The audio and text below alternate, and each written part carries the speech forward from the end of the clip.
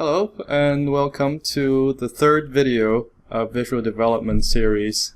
Here, if you remember correctly, we have gone through 2 lessons on thumbnails, and this is one of the final ones that we did that day. This is a cityscape, and I just dropped it into the new file here and started to lay out some color washes right off the bat. That's so smart. Is this smart? It just looks so much better. Yeah. This particular thumbnail, I've done it in the way that it is layered. It's using more of a silhouette than the lighting passes that I've tried before. But the video is very speed up. I don't imagine anyone want to sit through 3 hours of almost nothing happening. They'll tell you if they do. Yeah. If you guys prefer that, leave a comment. But it is a very long painting, so a lot of the processes are speed up.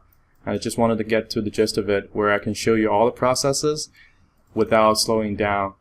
So a lot of information for 1 hour. Let's jump right into it. You realize that I have locked the layers. I've selected the black only and locked the layers. I'm painting right into where the layer mask is allowing me to. So if this is going too fast for you, you might want to check out my other 2 videos, which is playing on a little bit slower pace, so you can catch on to all the layer effects and the layer masking, things like that. You just locking and lassoing, you know. I'm just going right into so that you can have control over what you're doing. And yeah, pretty much. If you take a look at the layer panel there, there's a layer for color wash, and then right on top of that is just layers that's locked in transparency. So I want to really take into the first layer of these buildings and start developing them right away.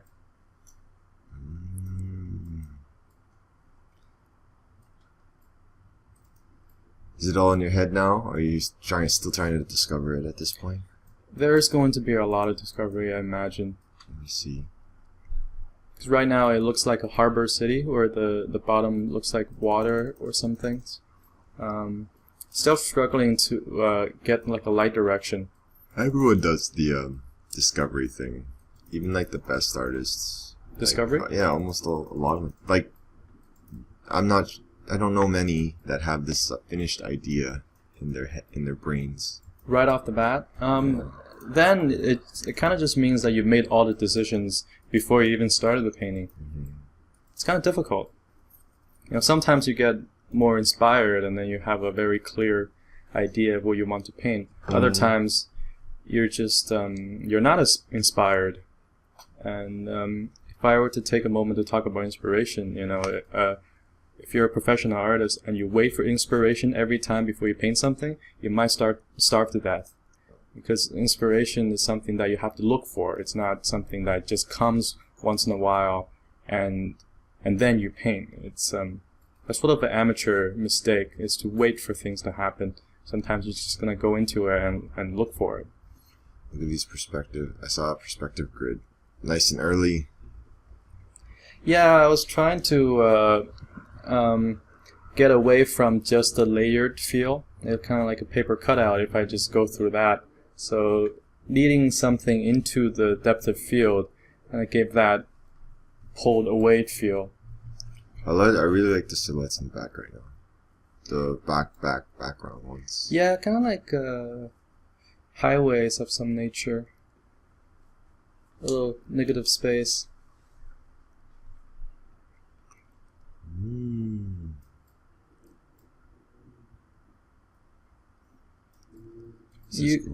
You realize the tools are really simple. This is the stuff that everyone should be able to do right now. These are the custom brushes from years ago. Well, I think it's interesting to note that because you're making kind of a city, you're using lots of things with straight edges. You're not using any organic, like you wouldn't use a tree brush, really, unless you're doing some fancy textures. So it's important to keep the edges relatively sharp. And when you're using custom brushes, don't be afraid to use some of the ones that's more random. But also with the straight edge. So it's something that you can lay in there. If you like it, keep it. If you don't like it, cut into it, destroy it. If you like it, just make it into something. Into something, yeah. This is this kind of reminds me of like the gouache painting we were doing back in Sheridan, where everything is like monochromatic, but I'm trying to play with the tones. It's interesting. Yeah, I'm trying to get photos early on inside of it, just for that initial feel. So I'm trying different layer effects there. I think I settled on screen, and then I locked the transparency to clip it to the layer. This is a really early photograph use here. I like it. It just gets something in there that you can take from. And be mindful of your perspectives also, because if you drop in the photographs, what it does is that it'll actually flatten everything you have. So all your definition before, they're more or less influenced by what you use now. And the double click on the layer to go down to layer blending. So you drag those two sliders around, you can get some pretty good blending effects. If you want more in-depth video on layer blending, check out my demo for the cityscape. Actually, the harbor, the shipyard painting. It's like you're switching it to... A little bit, yeah. I like... It's a little bit more broad stroke, because I wanted to do something for the sky. I don't want it to be super bright. The contrast doesn't really play well.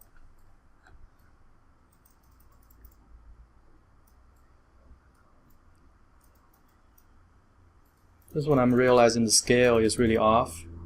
I think these futuristic buildings are really tall, and the skyline pictures that I picked, they were pretty tame. They were pretty small. So a good way to offset that is obviously to scale it down. And I'm going back with the lasso tool to reconstruct the building a little bit.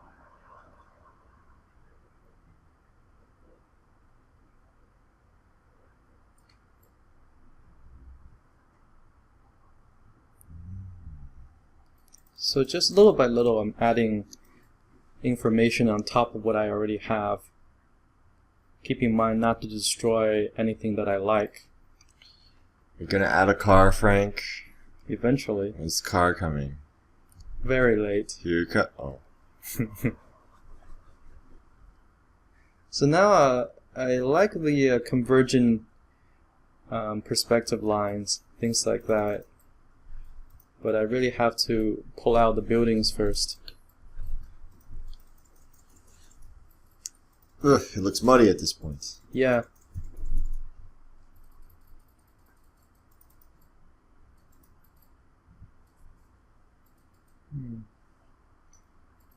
It's so grim.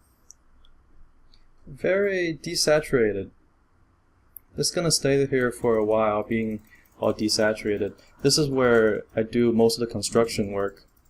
Once I start laying in colors and overlays, most of the base constructions are set. Compositions are there, and I'm not going to fuck with it too much.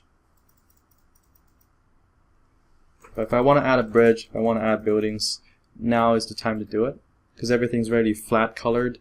You just pick from what you have and go to town. Oh, it's suddenly so much more articulate, just in the last minute. It's all about describing the forms that you want people to look at.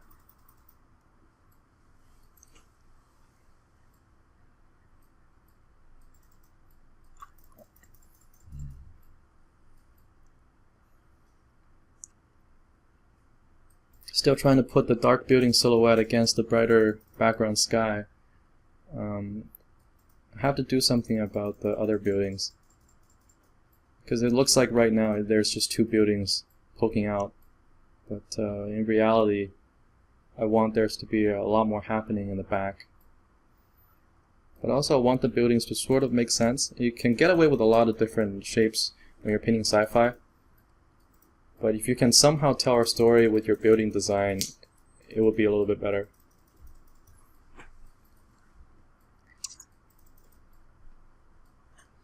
I'm using the clouds to do a bit of a perspective leading into the scene. So if I just brush with the custom brush, you see a flat little panel, but you can also free transform that to serve your purpose. Perspective that. Yeah.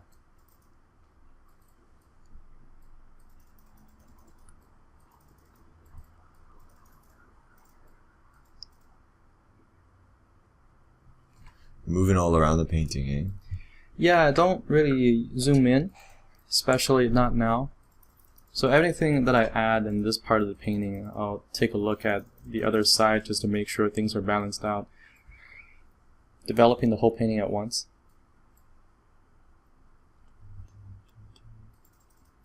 The details are really not even constructed yet. I have no idea where's the ground and how much stuff I'm going to put there. So this is really going in with nothing and trying to find whatever works. Even the color scheme is not really set yet. This is a very, really safe, desaturated look.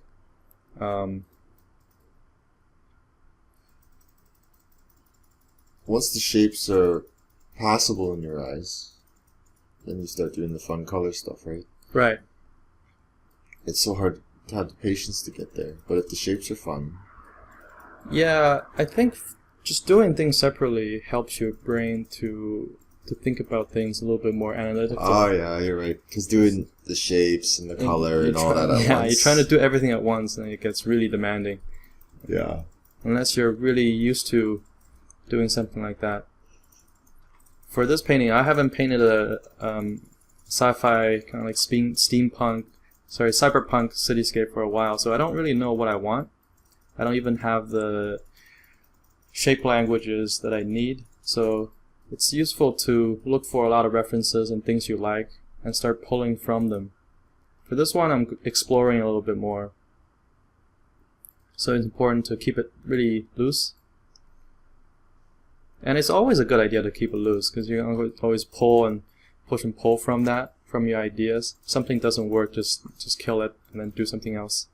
I noticed you restrain yourself from painting something that would be better served with some sort of different brush, a texture brush, or perhaps a photo of, you know... I'm making an effort not to use too many photos for now. Yeah, I guess photos one more, but more is like, for example, like a grid. Yeah. Like the scaffolding on the top right. Yeah. Like you were messing around with it, and it seemed for a minute like, oh, I kind of want to add more scaffolding, but like, no, I won't do it with the brush. I'll do it with this. With the freehand, yeah. Well, you'll do it with a better, something with a sharp edge. Instead of trying to paint it manually and mess it up. Yeah. You go at it smart. I guess. I mean, you never do something that can be better served, even if it's simple. If it can be done better with a good texture brush with like a nice hard edge, you pull off and you put that in instead, and that's smart because I notice sometimes when I'm painting, and I'm just like, well, I'm here in this part in the painting, I might as well try at it, you know, just with this normal brush. And it'll screw up, and then those little mistakes kind of add up, and next thing you know, you're looking at an ugly painting that doesn't look rigid, especially with cityscapes. Oh, you mean when you just use the one brush to try to paint everything? Yeah, because like especially when you're jumping around painting like you do, if you feel like you're there, you might as well like articulate this or articulate. But it seems you're right. But there's two sides of this argument in the way that I'm against painting everything with the one single brush. When I'm doing the construction paintings in the beginning, almost the first half an hour to an hour, depending on how long the painting I'm actually going to take, there's a lot of groundwork. So if I want to paint something developed in more value, then you just grab that one value brush, the simple round brush, and I can paint mostly everything before I get to the details. But if I were to do something like this, where I'm jumping around all the time, and painting scaffoldings and painting skies and building parts over here, then I will have a little bit more judgment on what kind of brush I'm going to use, because there's some that's really good for making values, and there's some really good at making shapes. So if I were to go in to paint any sort of detail in these buildings, then I would need something with a hard edge and not so much texture. I wish you could organize your brushes to show us which ones you use. Oh, I guess it's kind of interchangeable at some points, right? Yeah, even for me, these brushes are really hard to remember. So I'll fumble around and look for my brushes quite a bit. It'd be funny if you just kept those in like that. The photos.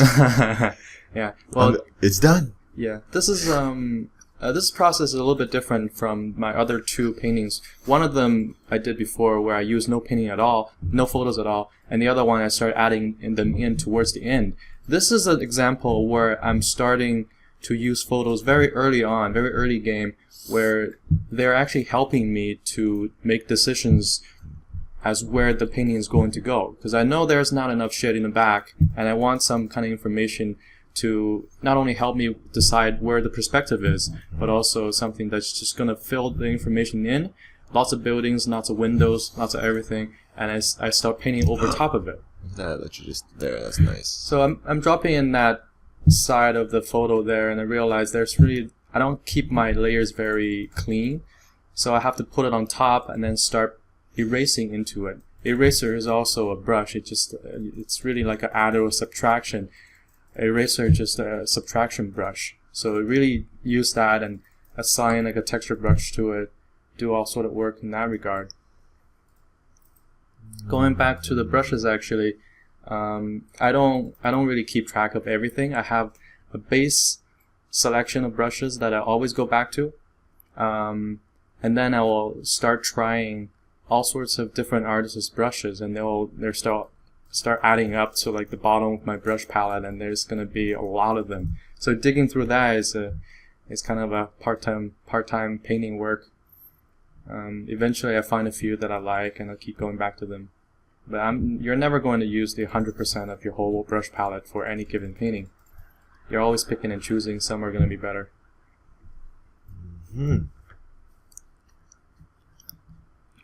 But just being able to paint small details with like simple brushes is also a very good skill to have. It's one of the decisions that you have to make sometimes. Yeah, you have to have a little bit of it. Yeah, you absolutely have to have it.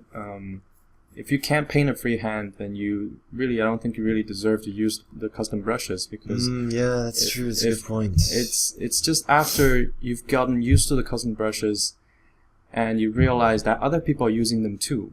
And a lot of the artists have the same custom brushes. So if you're using the tree brushes and you're using the grass brushes, you can almost be certain that someone's going to recognize it and say, whoa, that's from that guy's brush, and then your paintings start looking the same.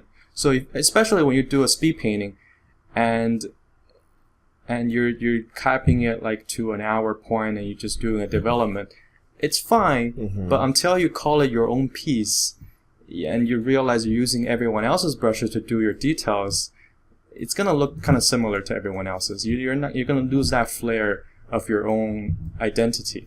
I've noticed that a lot of new artists, they rush to get the texture brushes from other people, but when they don't yet even have the fundamentals to do it with a basic ground brush. Yeah, I think this topic's been sort of talked about before, where the brush doesn't make the artist. Sometimes I don't know, sometimes the brush is so good though. Yeah, well, you're preaching to the choir here, because when I started concept art, it's basically I started with the brush set, the custom brushes that I found. If I haven't found that brush set, I will be a little bit too frustrated with Photoshop default brushes to even attempt to do a decent painting. So it's nice to have custom brushes for sure, but I just wouldn't rely on it to make you a better painter. You have to be a classically trained, or not classically trained, just like fundamentally train yourself to do, brush rendering, basic rendering or lighting or stuff like that. Otherwise, a brush is not really going to help you get that far.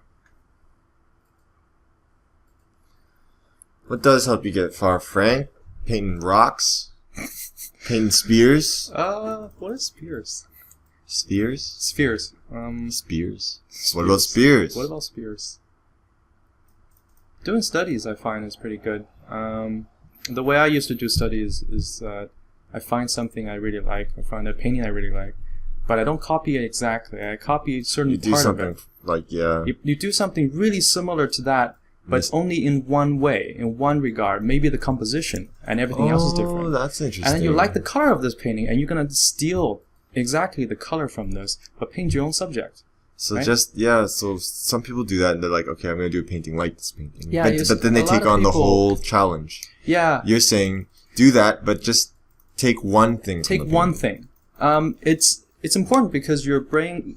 That's smart. Your brain deal with things better when it's separate. When you're just doing one thing at a time. But the danger of painting it exactly is that you're not getting the full picture. So the artist already made a lot of decisions that you don't have to make anymore. I gotta write that down. Yeah. When you're copying something else, you realize there's a lot of decision making in the background. And when you're copying it, you're not physically going through the calculation stage in your brain. You're just sort of taking the answer. So if someone asks you a question, 2 + 2, you're not going through the calculation to get 4. You're just taking the answer sheet and it says 4. So if it says 5, you would have taken that 5 without thinking about it. That's why you should always do your own calculations. If you like the color of this piece, then you just think about the colors and you paint something different. And you try to make this work for you. So you really just break it down and, one thing at a time. That building's slowly getting cooler. Still looks kind of weird, half-life. It is really, it's really weird. It's more, I think more metal. I'm trying to build a more steampunk. So this is a different feel than my original Shanghai street thing. This is definitely more cyberpunk. I think I keep saying steampunk for some reason. Cyberpunk is what I meant.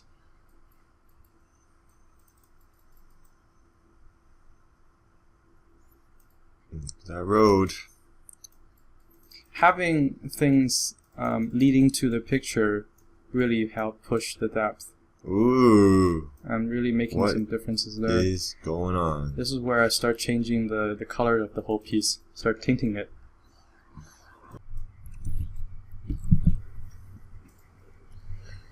That blue made it look so much better already. Yeah, changing the color with the overlay layer here.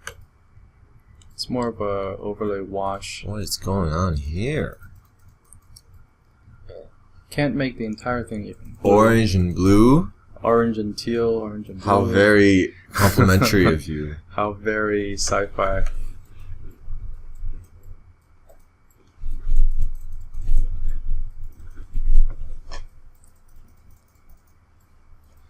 That looks nice. Yeah, gotta be mindful not to make the entire thing blue. The reflection in the bottom, it's so... I don't know, it makes it nice. Yeah. If you kind of imagine it's not there, the painting doesn't work as well. If you take off the entire bottom plane, then there's nothing leading into it, and it's just a flat building area. Yeah, that's a good point. So it's grown a lot from the beginning, where it's just a thumbnail of 3 layers. Even in a thumbnail, I had things converging from the ground to the midgrounds. So here I'm using my lasso tool to select out the sky. I'm trying to redo the sky, give a little bit of a lighting, a little light pollution from the bottom, a little bit darker as it goes to the top.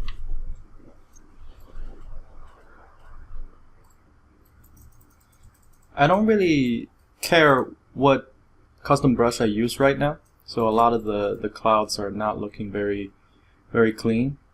But that's okay, because right now I just want to get the tones in, the colors right, and once I'm finished with that, I can go back in with a smoother brush or a more delicate brush to sort of get my brushwork done. Define it. Yeah. So it doesn't really matter right now. Even if I really screw it up and make it a little bit too harsh, I can always tune down on the layer transparency. So it's so tempting to use a filter to like up the contrast and brightness right now. At least in my eyes. Yeah, you wouldn't want to do that for a few reasons, because one thing is that it actually flattens out all your bottom layers. So right now, when you're still developing the painting, I want to work with as many layers as possible.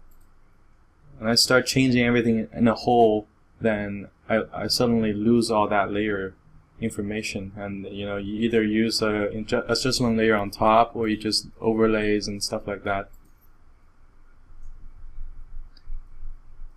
I like to preserve as much backward editability as possible. Backward what? Ability to edit things. Okay. How do you describe that? Non-destructive editing, or something like that.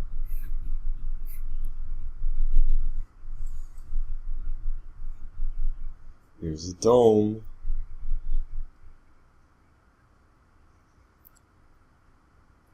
I don't know why I need that dome, but I was just thinking that everything else is so sharp. Just gonna put something round in there to attract attention, or even to just break off. Now, when you thought that, because you didn't say it out loud, you thought it. Did Yeah. you think it in Chinese, or did you think it in English? Did I think it in Chinese? Or did you think it in English? 就感觉好像东西都很尖啊 No. 然后我就要放一个球一样的东西在这里，所以 听不懂. But Right? I just Make wonder sense? if you're just by default thinking in Mandarin. No, I think I'm thinking in English. Probably. I'm not quite sure. Because it translates so fast to me anyways. Oh, so speedy, so fast. Or the painting or the translation part? Oh, everything, just flash. It's just a flash. I don't even think it That just looks happens. really nice there. The middle building kind of came out on its own. What I want to do for the midground is that I want to have more information or more doodads towards the ground, because that's where they're going to put most of the neon signs and most of the road signs that's going to happen. So when it hits the bottom, you get a lot more chaos, a lot more information, and then when it gets to the top, then you get a more clean, crisp building facade, and there's a few light to attract attention, and that's it. But you can really get lost in the bottom over there. So the round thing, people usually associate it with like a stadium, and the stadium has a side, maybe there's going to be billboard and area that's a little bit more opened up. Working on the entire painting means that once I develop the right part a little bit, I'm going to come back to the left side and start adding a little bit more construction, make it a little bit more together. I wish you'd flip it. I was just thinking about that. I should flip it. You can kind of sense that there's some things that could be fixed if you flip Yeah, it. there's some perspective things. For example, the building I'm working on right now is a little bit too upright. Is it best to, when you flip, is it best to flip back before fixing what you saw was weird, or should you fix in the flip? I think I should fix in the flip. When you flip it back, you're just going to resort to your original feelings very quickly. So I think the ideal thing to do is just to, once you flip it, try to fix it in that view, and then after you do that, flip it back to see if it makes more sense. If it does, then keep it.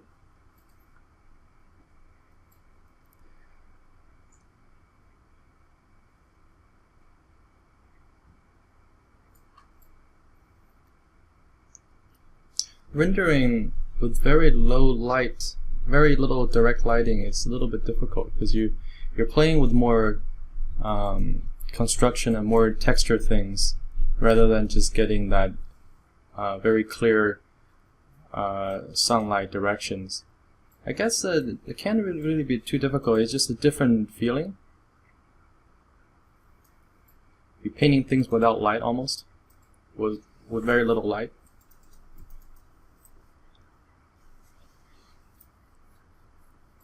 I think light is the thing that is the word that you say most in your streams. Light. Right? Light.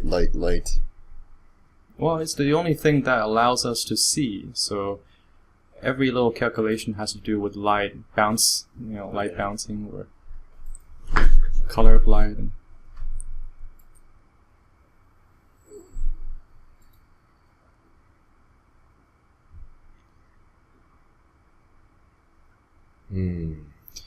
Part of the painting almost, the construction of it almost works like a graphic design rather than a concept art painting, in a way that there's not going to be too much building information everywhere, but I have to make the light pattern work. I have to make the pattern of these designs flow with each other, and then try to make that into a building or some kind of bridge. It's all coming together already. It's coming together. It's no longer the, like, I guess, well, it's to be expected. Yeah, from the beginning, working up, it takes stages. You know, there's stages that you just focus on composition, Yeah. and then stages that you... Especially with a cityscape, at least you want to say. Yeah. It's very easy to get lost. I already knew that this is going to take a while, so I'm being patient, or as patient as I can possibly be. I'm not a very patient guy, but sometimes you just gotta take the steps. So over there in the middle ground, I'm constructing kind of like a window facade where there's going to be things inside the scaffolding of it that's kind of seeping out, and I'm making these blue marks. I'm not sure if they're lighting or they're billboards, but to me that creates a lot more contrast, and it's an interesting shape, so I'm going to leave it there for a bit. So this is what I'm talking about, where the graphics kind of takes over design. If the graphics looks good, then I'll keep it there and I'll make the design around it.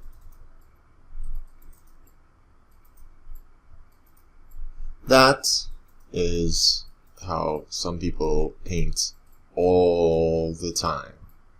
What, in terms of graphics, or? In terms of just graphic shapes, like, they don't shapes first and then you build around what you made. Yeah. And that's kind of, well, even you do that. In the essence of it, you do it all the time, especially in the beginning, composition stage. Yeah, when you don't have anything to go on, then it's really just about finding graphics and what seems to look nicer than the other. There, I flipped it.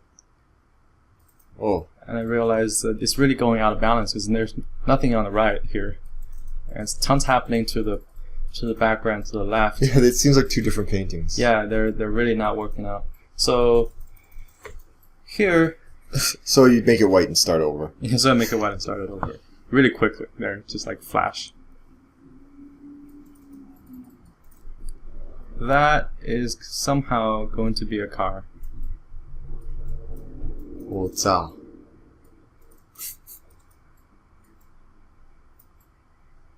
Oh man, I'm really struggling here.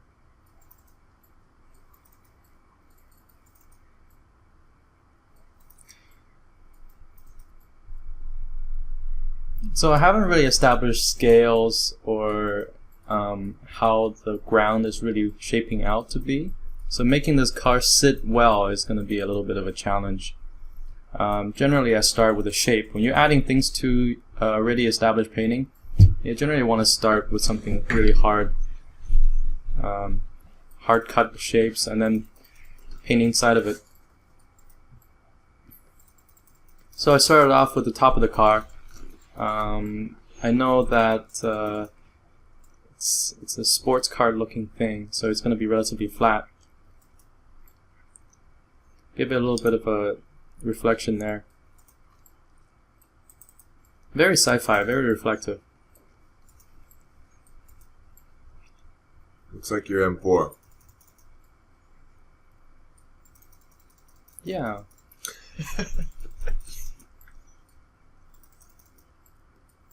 Your car has a cool red light in the back. Did you notice that? This car I'm painting? No, your car. Oh. Your car downstairs. Cool, red light. Yeah, well, it's on the trunk. Mm-hmm. Yeah, I thought that was kind of cool. And I really, now I'm just really liking these cars with really interesting taillight designs. This is kind of like a Aston Martin with like a Ferrari.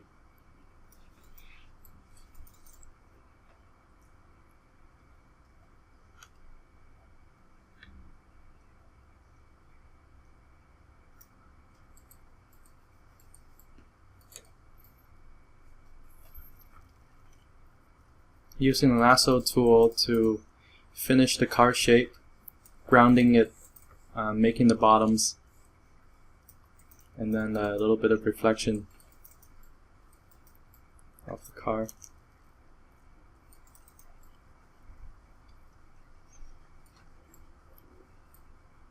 That third brake light on the bottom really gives that sports supercar feel. Quite nice. Blur out the bottom light there, the reflection. How does somebody become a car concept designer? I think they gotta go to a specific major in university to do that, automotive design or industrial design, something like that. And then they take an internship somewhere, to be right? friends with the guy's son, and then they also have to do automotive design. Like, who designs like the most recent Porsches or Lambos? It's impossible to get in. It's probably so closed off now. You'd have to. Yeah, I mean, how many Porsche? Because I've seen some amazing. There's some amazing vehicle designers in this world, right? And even painters. And you always wonder, like, why isn't this guy working? And sometimes when one of those sports cars comes out, you kind of rub your head like, wow, this kind of sucks. You know what I mean? Like, it's not. Some of the cars. They're questionable. Yeah, some of the indie sports car designers, the cars look more functional than it is beautiful. Mm-hmm. And then you go online to look for a lot of these car renders. I think that's what they call it, renders. And then they have really hypercar looking designs, and you realize these are never going to be made. Well, no one is going to pour that amount of money to make this ridiculous looking thing. Yeah, but it does look good. They have to dance. They have to do a dance with like how they have to look realistic. Like they don't want to make the Jetson car and get laughed at. You know what I mean? Like they can't. Even big companies like Lamborghini and they never Mercedes. They never make cars that look like they'd be in a sci-fi movie. They always they sometimes they do, especially for Lamborghinis.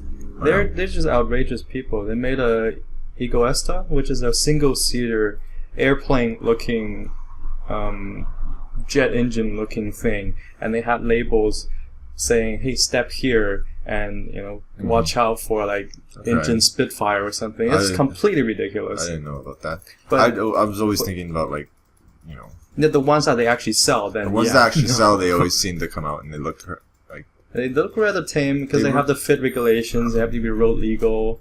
But I think they go for elegance rather than some sort of flashiness. Yeah. I like the Tesla. Tesla is nice. Yes. It's a nice looking car. A very nice looking car. And like 5 years ago, I don't think I would have been able to appreciate it because it didn't look like a Lambo or something. But now I can see kind of like, oh, and maybe that's the mindset that's probably the mindset that these car designers, they're so into it now that they have a really strong taste for elegance. And you know what? Sci-fi has changed. Yeah. If you ask people 5 years ago what they think about sci-fi or things in the future, it's kind of a different opinion now. It's definitely gotten a little bit simpler, a little bit sleeker. I remember a period of time, around 2001, all the sports cars had this little roundness to it, and it looked so bad. Now, it was probably all the hot right then, but if I look at a 2001 Porsche Boxster, you realize it's one of the most disgusting looking Boxster ever made. Yeah, you always point those out on the road and say they're ugly. Yeah, I just can't look at it.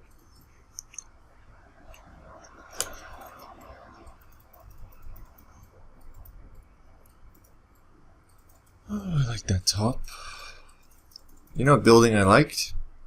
That somehow this reminds me of? I think it reminds me of because of the orange. The K11 building in Shanghai. Oh. Or was it K12? K11. I don't know. I don't think I've been there. You haven't been there? I think I suggested to you to go there. That's one of the most beautiful buildings I've ever been to in any big, huge city. And they always have those light at the top. Oh, it's just to direct your eye right up. Look how tall I am. But also, the base of it is very orange. And it has like a very... I'll just go there. Very contrasty. To anyone listening, just go to Shanghai, go to K11. Yeah, just... Tell them I sent you. Pause the video, buy a ticket, go to Shanghai, and then look at the building there. We pretty much did that. Yeah, we actually did that once. Oh. Not during a recording, but we bought the ticket that night. This is starting to look better. It makes more sense now because the details are in. Well, that's pretty much supposed to be expected. Are you going to put the nice little red lights on the top? Oh yeah, the little indicator lights. Yeah. Height indicators. Yeah.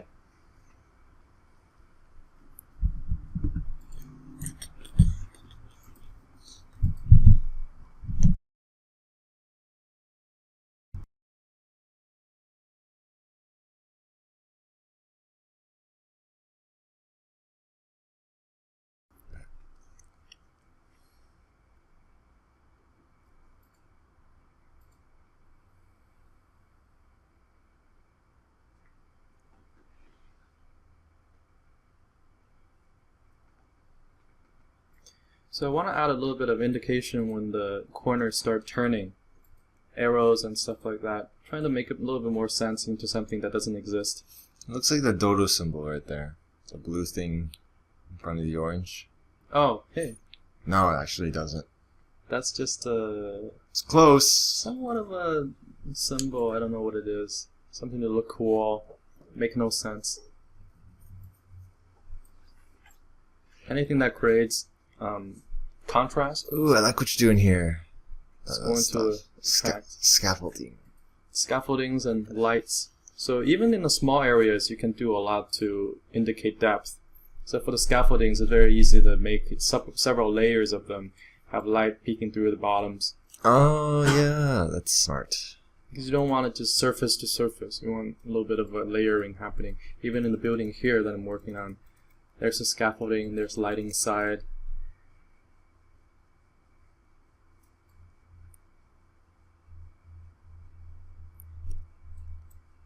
So this is the point where I'm going into the details, zooming in a little bit and try to define what's starting to matter. Yeah, this is the first time you've really zoomed in this much. I just noticed. Yeah. And to be honest, you don't need to zoom in. Oh, you're being honest? I'm always honest. Okay. You should always be honest. Okay. But you really don't need to zoom in until, everything else you're okay with, and then you go in to add that extra level of details. I like that there.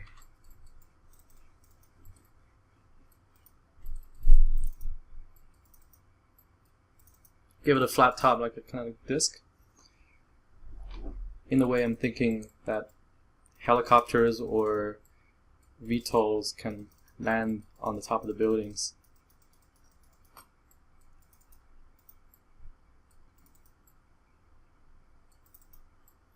Bottom of the stadium, I'm keeping this layer relatively flat and give it a little bit of a support structure in the bottom, so it's like a shopping mall or something for people to walk in.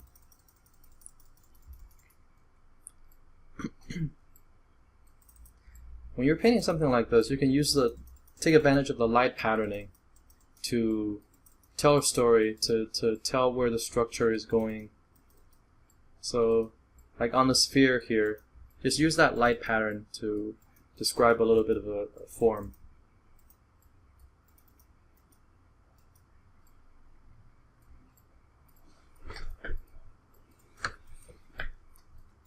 It looks like a golf ball now, that thing.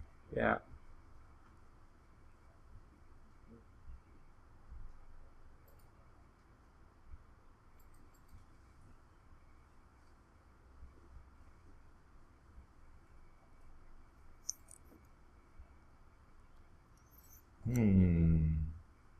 So on the right side, that's the remnant of the photo I used early on. You take a photo in and then you start watching colors away from it and they start blending in a little bit more until you actually have to go into and paint the details. Oh, it's so far from the photo now. It's Yeah. like it's not, I forgot it was even part of a photo. Yeah, for this kind of stuff, I'm against using photographs, but it's really just there to guide you through a little bit, help you out with the minor details. Because this isn't really, it's not really a matte painting. It's just concept art, something that you paint for fun. So if you're not designing, then photos are not going to help you. Yeah, if you're not designing, you're making cool ideas, then you're not going to have fun. Yeah. Well, I don't know. Some people might like just grinding away. Then it becomes a map painting. You can put 40 more hours into this, and it would probably look good. For me, if it already looked good, I'm not going to put more time into it.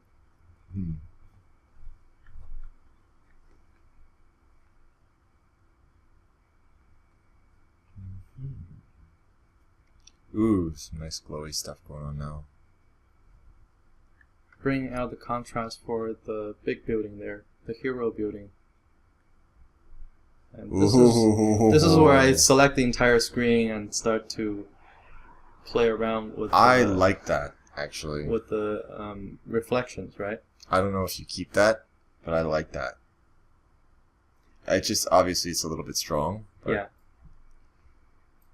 But I waited until this point. I waited until the top is already done before I go into do this. And I use surface blur instead of Gaussian blur because Gaussian blur, it doesn't care what kind of information you have. It just blurs everything equally. But if I use surface blur, there's a threshold. Certain sharpness gets preserved. So there's a certain light that's a little bit sharper than others, and that will come out looking. So that's surface versus Gaussian? Yeah, that will come out looking a little bit more sharper. Oh, look what you're doing here. And then double click on that layer. Whoa. Come out with the blending, and then really play with those values. Hold down your Alt key and start dragging those little sliders around. Look at the magic. So all you're really taking here is just the bright lights, the highlight value, and then adding that on top of the dark. Oh my god.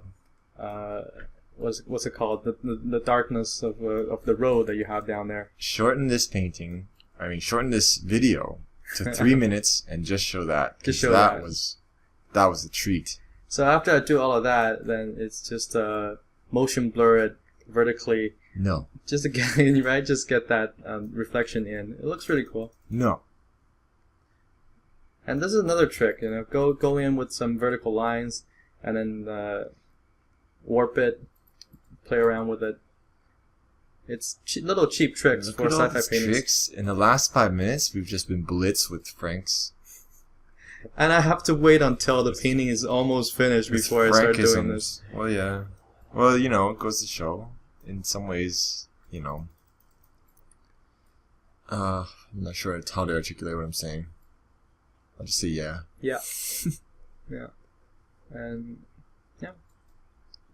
If you don't want to paint details, then just clone stamp everything.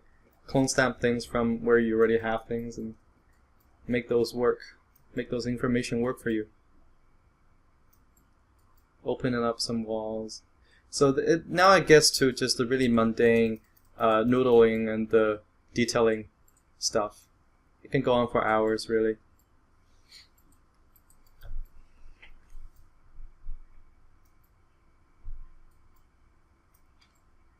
Like a tunnel over there, little bridges. Oh, it's a tunnel. Goes into the building, goes out of the building the other way.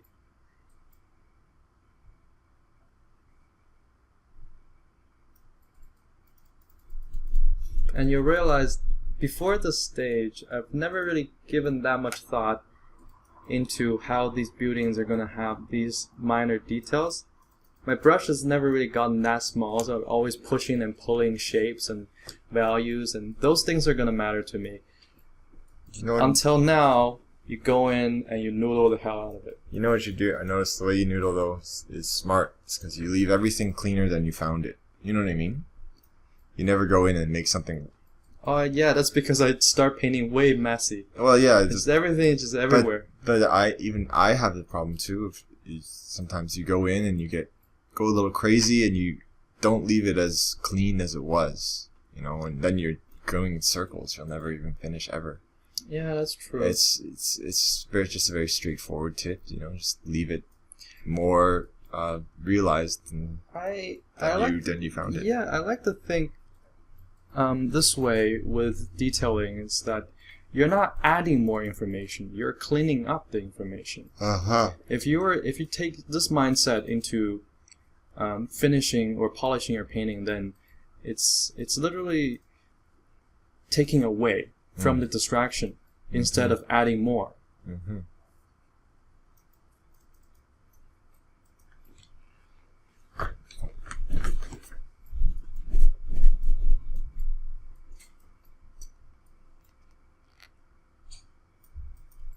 If you want to deal with the details, the focal points, then you decide to zoom in a little bit and you treat this small area as a separate painting of its own. The same way you would push and pull details from when you're working on an entire painting at once. In this case, you're dealing with just a small area, but you're still pushing and pulling depth, using the same principles of contrast and colors, sharpness versus chaos versus blurred tones.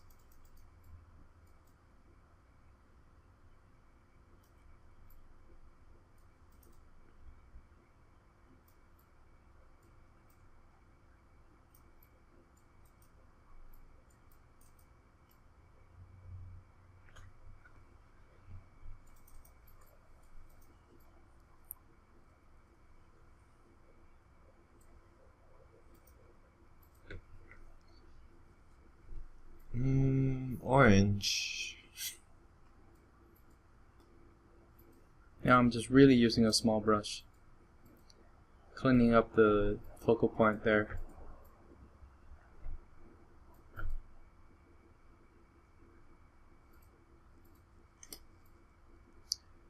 This is where I create a new layer and I realize my shapes are not getting the right shadows. If they look kind of flat, then maybe there's a pass I can do on top of this. So make a new layer, grab a soft black soft brush, and just fill in this kind of like a ambient occlusion pass. See, I didn't even notice this. Yeah, just go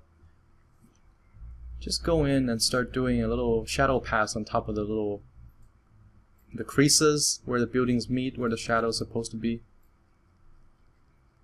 And then tune down the layer after.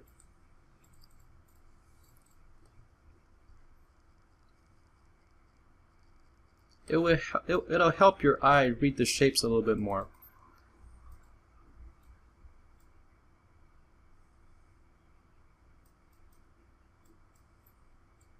It's one of those processes that you have to consciously think about. Attaching a term to it, being all fancy, call it ambient occlusion, but really, it's those. What is ambient occlusion? It's when things meet and the ambient light doesn't reach darker secrets, like those pockets. Secrets? Darker pockets. I know, but it's funny. It's like it's little secrets. See, I can just imagine you and you're putting in your paint with little secrets. Little secrets in the darkness. Little secrets in the darkness. Little secrets. Not gonna see them. Little secrets, and we're not gonna tell anyone. You're never gonna see them. We're never gonna tell anyone our secrets. Because it's just gonna be our little secret. Mm-hmm.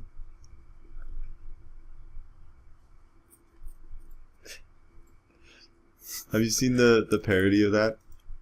Bob Ross? the water? Careful for the rocks! The rocks! Have you seen it? I'll show you later.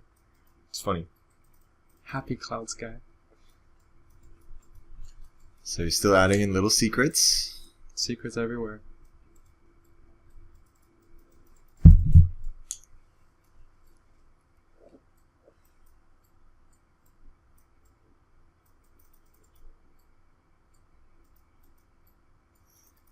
Cleaning up takes so much time. It's actually one of my least favorite part of a painting. Most of my paintings never go over 10 hours. How long did this one take? Recorded time is about 5 hours and 40 minutes, which I'm compressing down to a little over an hour.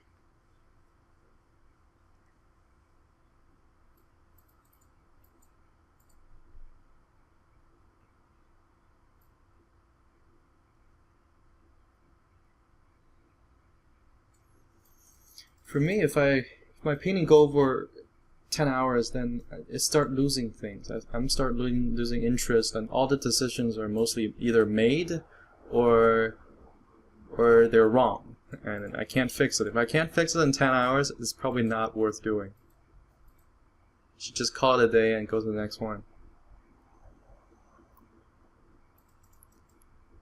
I can probably count with one hand how many paintings I've done that's actually over 10 hours. Wow. In production. Even the matte paintings, they're only taking a long time because of revisions. That's respectable. You ever read about these guys who like... If it's my own painting and I'm the art director for it, and I will never let myself to labor it for days. Yeah. For a whole week and then come back and do it more next week, just because I'm not happy with it. I see, guys. There's a guy at Redstein. He was doing one painting for like 3 months, 2 months. Well, it must be really good. It was like a Otherwise, who's gonna cover pay art. you for? It was a cover art. Okay, marketing art is a little bit different. It's almost like it's like a matte painting, but you showing it for everyone. And also the layers have to work well or something. Or? Yeah. Very rarely have I done marketing art. Usually they give you like a 3D asset or something for you to paint over. I find those really nice. It's more illustration than concept art, but it's really nice. That building looks really good now. The one to the right, or? No, the one with the orange bottom. Ooh. Excuse me. Just woke up.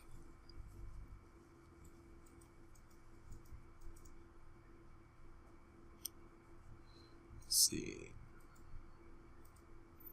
The key to making this thing not entirely blue, obviously, is to add other colors. But be really careful about what colors you add. You don't want this night scene to have way too many colors. Very controlled, because I have orange there, and then orange underneath in the reflection, but also a little bit of accents here and there. I'm being very careful with my red, because the red is just there on the car, and then very little bit of it used as indicators.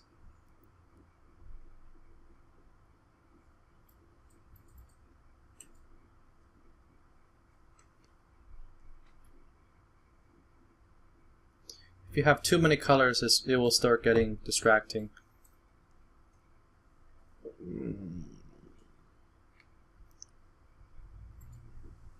Well, in real life, there's always... Well, I don't know. In real life, yeah. But in real life, I would think there is, depending on the time of day, there's always one dominant color. Just like in paintings. Yeah, you're right. At night, even if there's like a big blitz of all sorts of colors, there's still kind of a dominant color would be... Yeah, a dominant wash over everything. Whoa, we're zoomed in. I keep pressing control and then dragging or something.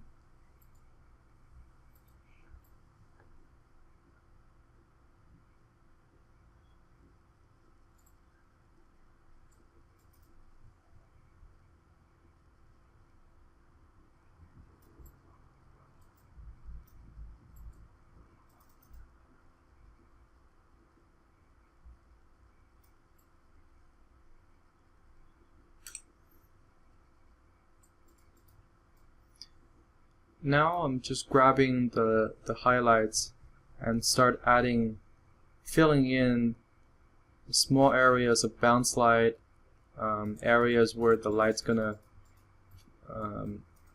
render out the really darker points, small little polishing points, just tidying up the entire scene here.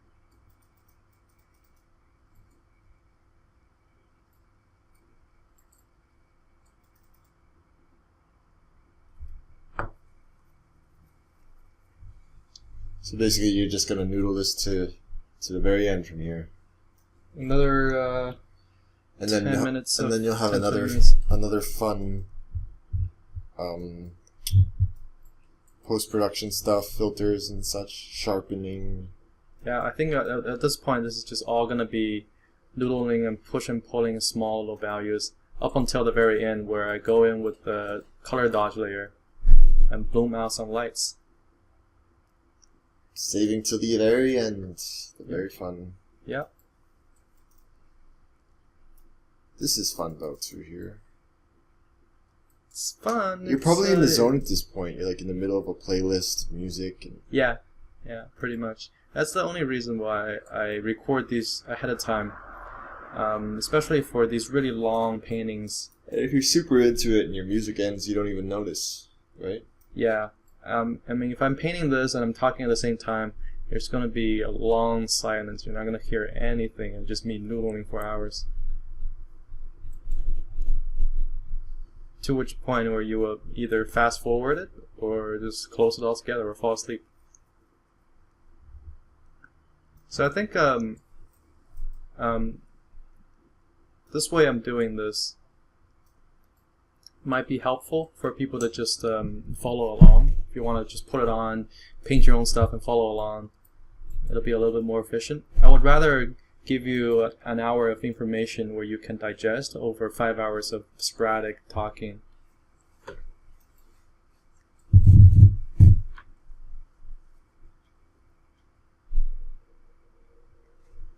5 hours of you painting a railing. That must be some really disgusting railing. You have to be like crazy about Frank to watch that. And mostly crazy about railings. That's true.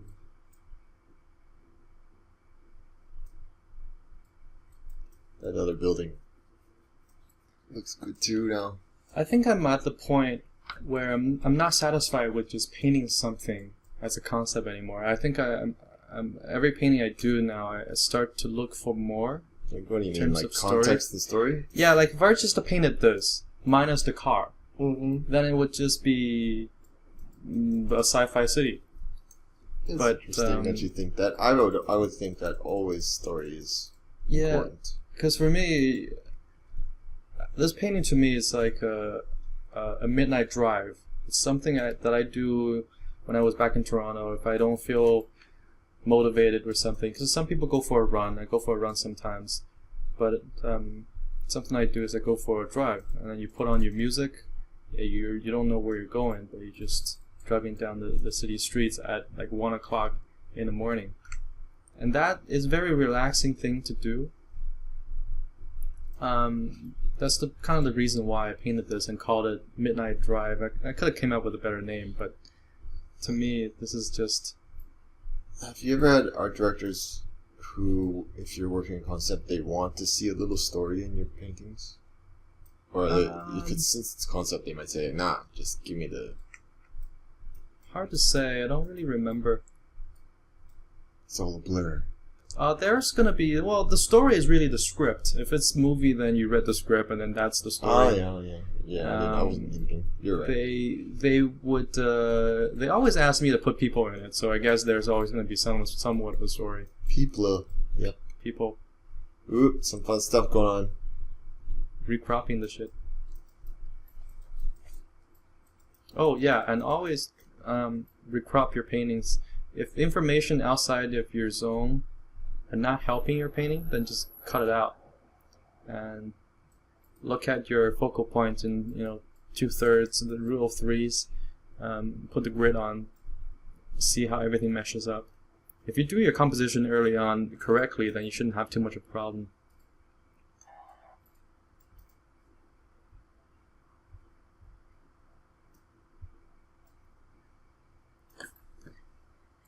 Going back with a detailed hard brush to rework the lighting here. The tail light. This is an area where I'm a little bit more finessed with switching back between soft brush and hard edge.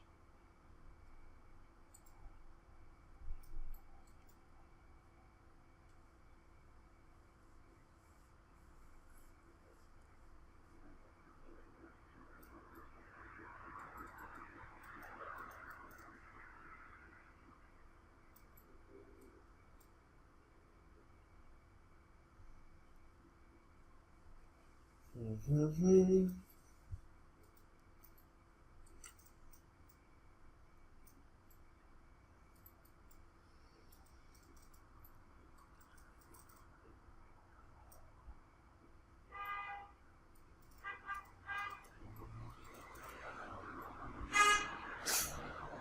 What more is there to say, Frank? Just cars and beeping out of the window.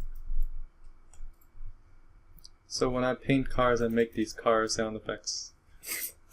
Right? Yeah, that wasn't outside. That was like That was just me. That was me. beep beep. That's Vroom. entirely vroom. Look how fast that light is.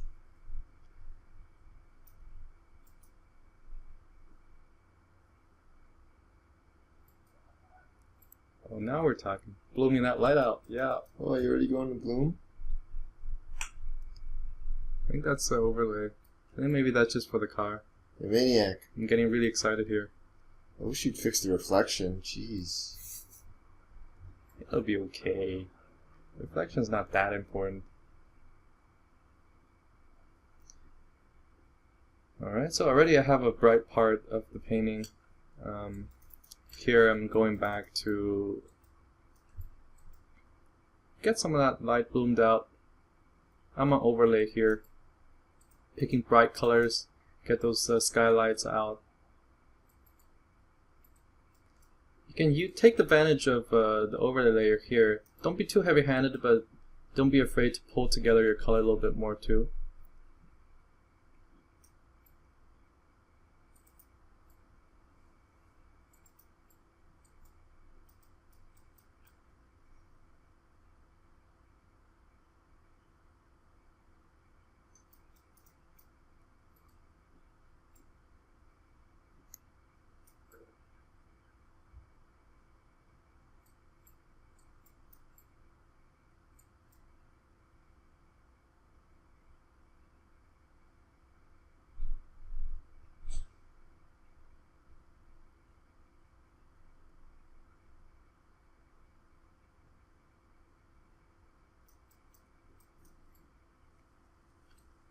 Ooh.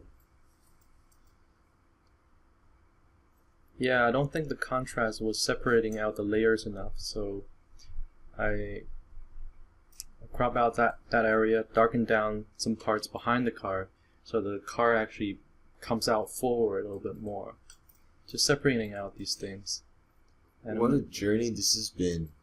yeah, it's taking quite a long time. We got some laughs, Every little bit helps. some good painting, showcasing here. A lot of decision making, and I'm just glad that eventually it came out of something. In the beginning, where it's kind of looking really desaturated, I was worried for a long time that this wasn't going to work, and I'm going to have to start over. You ever realize your painting go through a stage? In the beginning, it's like, oh, this is awesome. And then, I wanted. Your roommate said something funny.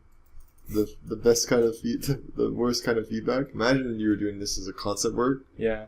and I came behind you as your director, and I said, I love it. Just rotate everything 10 degrees. Oh, yeah. We've been talking about that. Yeah, it's great. Can you imagine how? Just move your camera to the right. Yeah, move your camera to the right about here. 2 feet. About 2 feet. It's about 2 feet. Oh God. Oh God. Seriously. It's like they think it's 3D. Yeah. Well, that's why they like people who work in 3D now, you know? Because then you can. In fact, why aren't there more people doing like paintings In like 3D? this, but 3D, you know? How do you paint in 3D? You know, you get the right combination of programs, and And you get the right photo. kind of habits, and then you... It's that would be matte painting. No, but like imagine someone was doing like this, but he was doing it fast, eh? He was like, he'd be blasting out the shapes, and like That would be putting modo. in the lighting really fast, and then you'd just be like, almost like speed painting, right? Shit. There's a guy that can do that right now, and there probably is, and that's the person that everyone wants to hire. Just like yeah. how everybody wants to hire people who can composite instead of just doing The the people. concept art. Yeah, I totally agree. But the people that are able to do that right now, I think, are mostly matte painters, because they have to be able to come up with their own 3D models and be able to paint as well. So they compose their scenes, they get their models done, and they're able to texture, do all that UV stuff.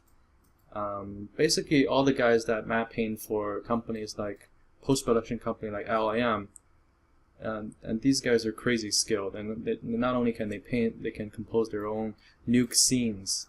So it's a lot of stuff to learn, and it's a long process. I don't think they can whip out a painting in 3D in 1 hour or something like that. But it's definitely a really good skill to have.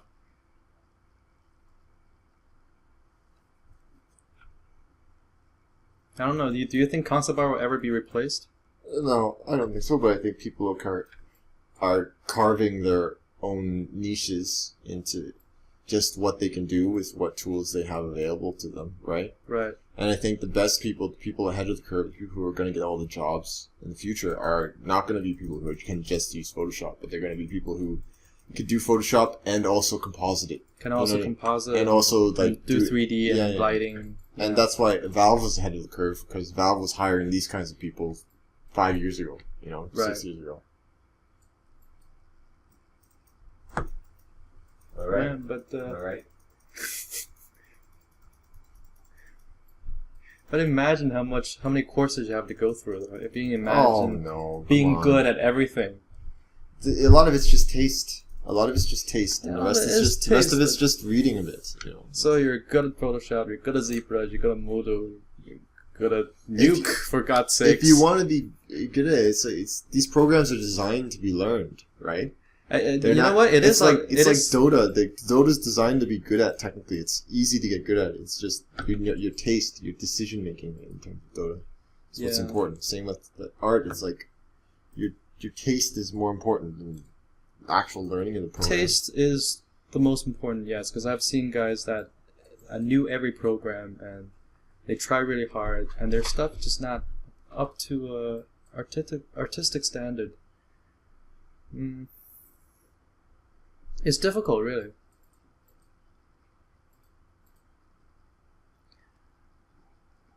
I think right now, this day and age, it's becoming a lot more easier for artists to learn these tools now. These tools are getting a bit more advanced than usual.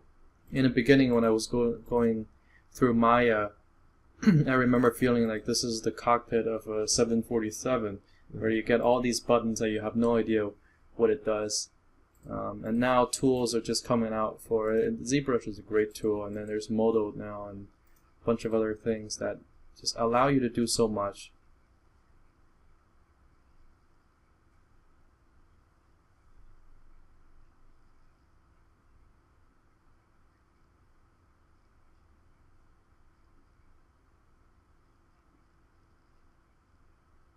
I remember years ago, I was thinking I was trying to be ahead of the curve and learning, all these shortcuts and things like that. But really, the shortcuts are people that's already done that before, and they made this whole process happen, and that's where people learn it. Mm-hmm. So the moment I was learning that, I was already behind the curves. It's all about taste. You could teach me. What's a program you know that I don't? Maya, you said ZBrush. I know ZBrush. ZBrush, yeah. But I never really used it that much. I used it for creature designs and there are programs, and you'd be able to admit that like any tool can learn how to use the tools in the program. I think any fool can learn how to use ZBrush. It's just that it's still artistic software. It's just that's the reason why it's... If you're not gonna sculpt well, then... But that's the reason why, like, when you put down, like, oh, I know all these programs in a resume, that anyone with a brain won't give a shit. Because it's like, well, okay, they have to look you at learn your the program, but what do you do with it? Make art. Well, make good art. Yeah. Good stuff. And it's kind of like saying I know how to use a pencil. Creatively, how to use these programs well with each other. That's what's important. Yeah, you're right. Just like putting PowerPoint down your resume doesn't automatically mean that you know how to do a presentation. Yeah, show me the PowerPoint and let me see if you've done anything that I can't do. Yeah, you know what I mean? Or just like putting Microsoft Word doesn't mean that you know how to write an essay. And if he uses other programs to help his PowerPoint, then if he's like, it's a very simple, weird example, is just like a guy who uses Photoshop and PowerPoint is going to have a better PowerPoint than a guy who just knows PowerPoint. That's crazy. That's just a very, it's an obvious example, really. That's nice what you're doing right there. I'm just making, taking photographs from Google, some people's little LED displays for weather or time, things like that. Their little desktops. Just using that as a little information, displayed information, little sci-fi stuff, cropping out certain areas and putting it into the right place. This really adds a lot, and it takes almost zero effort. Just make sure you blend that in. And always do this at the very end. It's so rewarding that you want to do it early on, but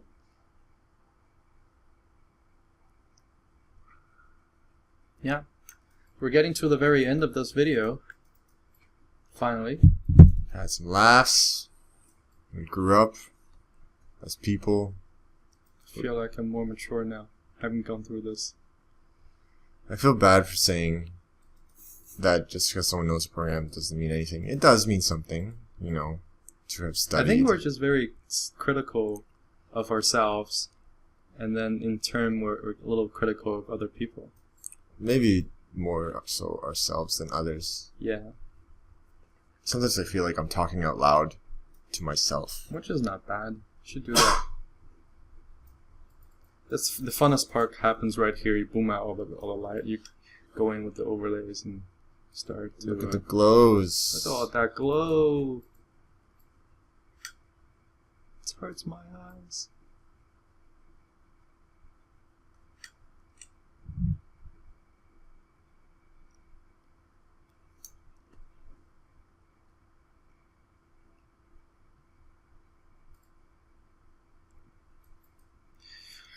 So this is my process of developing a a concept art from a thumbnail. You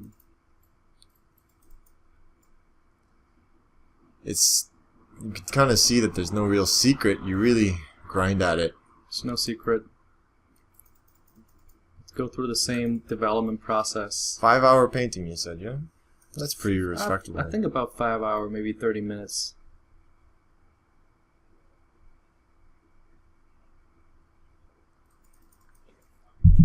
This is a very good painting. I like this one. I cared about this one. It's like a Midnight Drive thing. Sci-fi, how I imagine future city's gonna be.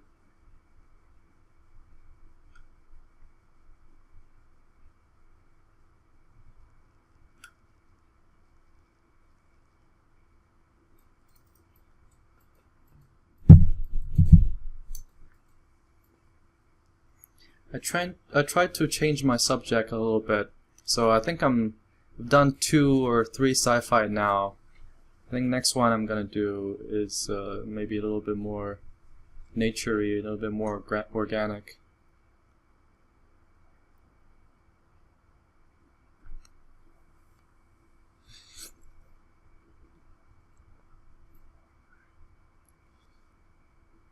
That bottom right part stayed the same pretty much the whole painting. Yeah. It worked really well. It's just been there. I'm really attached to them now, you know? Yeah. We're old friends. Me and that bottom right railing. No, now you're now you're adjusting them. You've changed them. I'm cleaning it up. So you realize there are parts of the painting that I've never touched. It's just you make a decision really early, and it's just been there. I wish there was like a heat map, you know, so you could show. I think if there were a heat map, most of it would be on the buildings. Oh. Just the focal points in the buildings. You make your decisions, and you don't noodle it. Sharpening, eh? You don't change it that much. Yeah. Final bit of sharpening. So if you like this video, please share it with your friends.